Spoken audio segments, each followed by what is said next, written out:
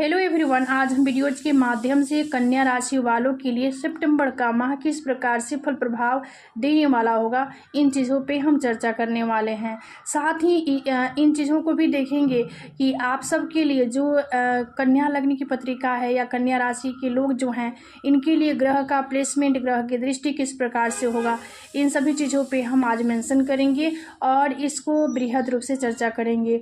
तो चलिए हम जानते हैं कि जो लोग भृगु साइन यानी कन्या राशि के हैं, आपके लिए सितंबर माह किस प्रकार से प्रभाव देने वाला होगा, किस प्रकार से फल देने वाला होगा।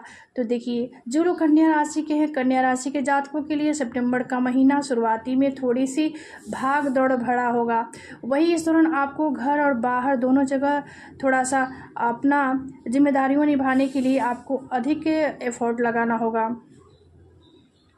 इस दौरान आपको अपने जीवन से जुड़ी समस्याओं को दूर करने के लिए साहस भरे कदम भी बढ़ाने की ज़रूरत होगी। और देखिए, यहाँ पर आपको थोड़ा सा आत्मविश्वास भी रखना होगा और कामकाज को लेकर थोड़ा सा आपको प्रेशर भी बन सकती हैं। चीज़ों को सुव्यवस्थित ढंग से करने के लिए इस दौरान आप लोगों में सामंजस्य रखना भी उचित होगा। वही इस दौरान आपके सीनियर आपकी कार्य क्षमता से सहमत होंगे, यानी उसका वैल्यूएशन करेंगे। और व्यवसाय की दृष्टि से सितंबर माह का पहला और दूसरा सप्ताह समान रहने वाला है, लेकिन तीसरे सप्ताह में बड़ा बदलाव देखने को आपको मिल सकता है। इस दौरान आपको व्यवसाय में बढ़िया लाभ की प्राप्ति होगी।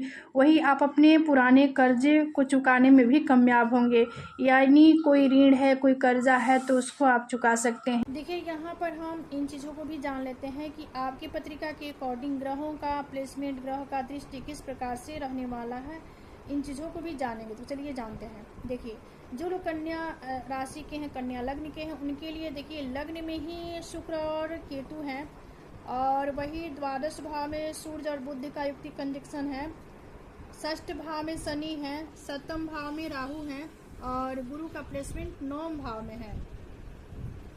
देखिए, कुछ इस प्रकार से आपके लिए ग्रह हैं। और यहाँ पर देखिए, मंगल का जो प्लेसमेंट है यहाँ पर आपके लिए दसम भाव में है। आपके लिए देखिए यहाँ पे ग्रह का जो कंडीशन है इस प्रकार से होगा। आप चलिए इनकी दृष्टि के बारे में जान लेते हैं। यहाँ पर मंगल आपके दसम भाव में है। अब चलिए, दृष्टि जो है यहाँ पर आपकी पत्रिका के अकॉर्डिंग शुक्र और केतु लग्न में है, तो इनके सातवीं दृष्टि जो है आपके सप्तम भाव पे होगी। केतु के पास गुरुवत दृष्टि प्राप्त है, 3 दृष्टियाँ हैं। तो केतु यहाँ से आपके पंचम भाव को देखेंगे, सप्तम भाव को देखेंगे, नवम भाव को देखेंगे। इसके बाद शनि के पास भी 3 दृष्टि है, तो शनि आपके षष्ठ भाव में है, तो अष्टम भाव को देखेंगे तीसरी दृष्टि से। आपके ये षष्ठ भाव में है तो द्वादश भाव को देखेंगे 7वीं दृष्टि से, और आपके तृतीय भाव को देखेंगे 10वीं दृष्टि से। और इसके बाद राहु के पास भी 3 दृष्टि है, तो राहु यहाँ से 7म भाव में है, तो यहाँ से आपके एकादश भाव को यानी लाभ भाव को देखेंगे 5वीं दृष्टि से। इसके बाद आपके लग्न को देखेंगे 7वीं दृष्टि से, आपके थर्ड हाउस को देखेंगे 9वीं दृष्टि से। इसके बाद गुरु के पास भी 3 दृष्टि है। गुरु यहाँ पर 9म भाव में है, तो यहाँ से आपके लग्न को देखेंगे 5वीं दृष्टि से। वही आपके थर्ड हाउस को देखेंगे 7वीं दृष्टि से, और आपके पंचम भाव को देखेंगे 9वीं दृष्टि से। इसके बाद मंगल के पास भी 3 दृष्टि है, तो मंगल आपके 10म भाव में है, तो यहाँ से मंगल की दृष्टि जाएगी आपके लग्न पे, जो कि चौथी होगी। मंगल की 7वीं दृष्टि चतुर्थ पे, मंगल की 8वीं दृष्टि आपके पंचम भाव पे। तो आपके पत्रिका के अकॉर्डिंग ग्रहों का प्लेसमेंट दृष्टि कुछ इस प्रकार से होगा। तो ये था मासिक राशि फल पे चर्चा। धन्यवाद।